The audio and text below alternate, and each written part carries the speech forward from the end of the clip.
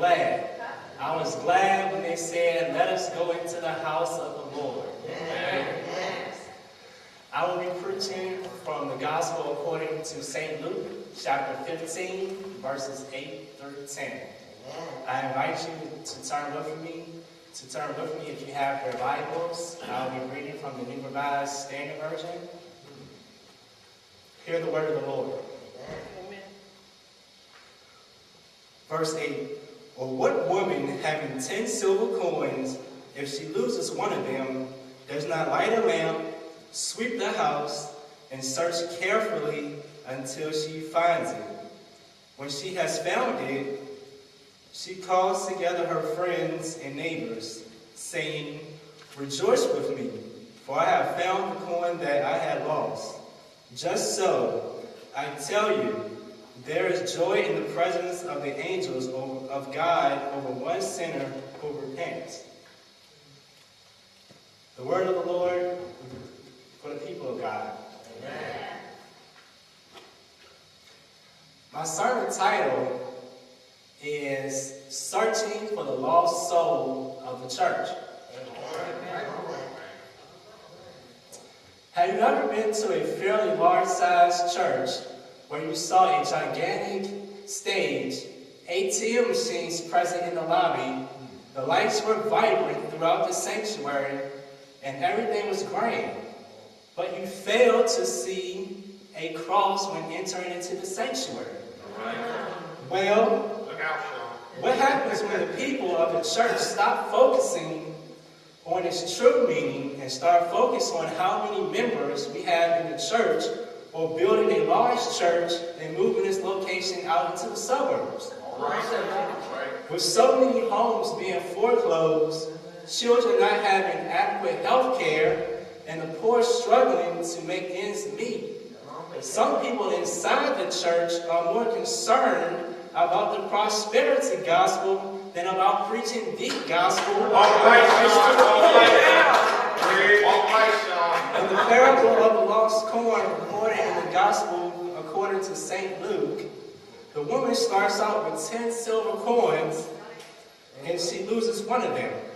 She searches her house diligently until she finds the lost coin. In those days, the woman's house consisted of a one-story house, dirt floors, and no windows. So she had to light a lamp to look for the lost coin. When she finds the lost coin, she gathers her friends for a celebration of what was missing.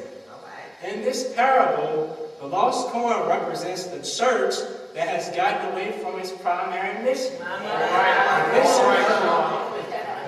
of the church can be found in Luke chapter 4, verses 18 through 19, where Jesus is quoting the prophet Isaiah. The Spirit of the Lord is upon me, because He has anointed me to bring good news to the poor. He has sent me to proclaim release to the captives, and recovery of sight to the blind, to let the oppressed go free, to proclaim the year of the Lord's favor.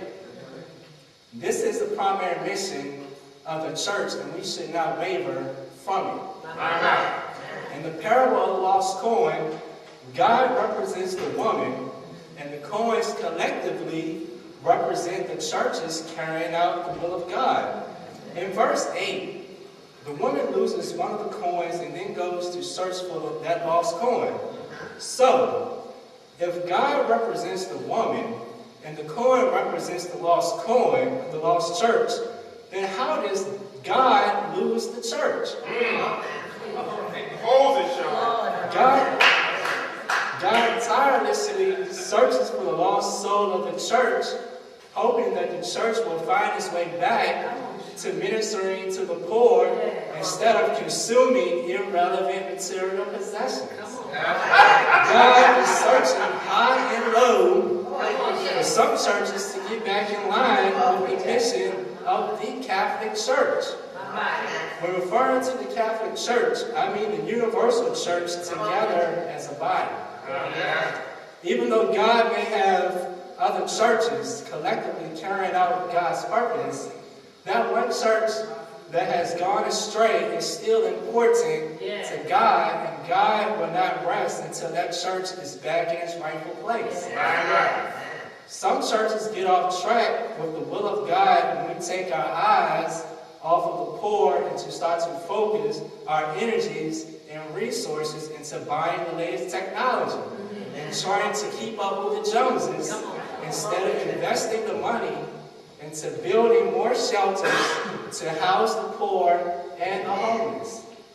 God is not impressed with the latest automobile we drive up to the church in, but God is more impressed when we are advocating for the poor and for the powerless in society. All God requires of the church is to look out for the poor and keep them at the forefront of our ministry. In verse 9, the woman rejoices when she finds the missing coin. She calls her friends and rejoices, knowing that what was precious to her has been found. The woman calls for a celebration and is ecstatic that she searches no more for the coin and to put the coin back in its proper place. Everything has its proper place, and the woman can now be at ease, knowing that the search has concluded. In other words, beloved, God can rejoice with the host of angels when the lost soul of the church finds its way back to God. Our God searches diligently for the lost soul of the church when we have gone our own way. And that our teachings do not align with the Word of God. When the lost soul of the church reconnects back with God, God welcomes the church back with open arms and shows no condemnation. Whatever the church did wrong to get lost, it does not matter to God. God is just thrilled that the soul of the church has been found. The church has to be about more for the poor and less about ourselves. And today's church, especially in the black church, we have become too complacent with the prosperity gospel and preaching the gospel of Jesus Christ to uplift the poor and those most vulnerable to the wickedness of society. It is not about ourselves and how much material possessions we can gain from this world.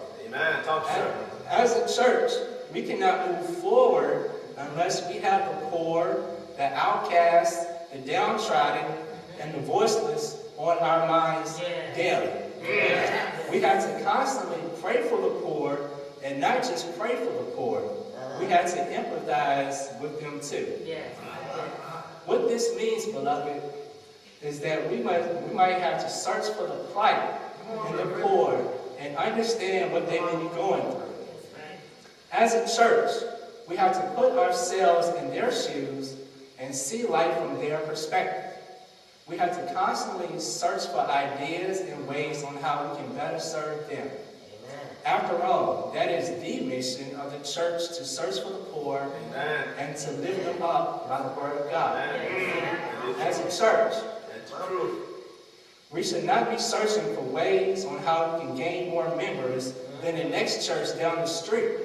Or see whose church choir sings the best on Sunday. God is not interested in any of that. Just like in the parable of the lost coin, the woman searches tirelessly for her lost treasure and rejoices when she has found it. We need to exhaust ourselves in lobbying for the poor when they are faced with injustices of this world, and to always keep them in mind.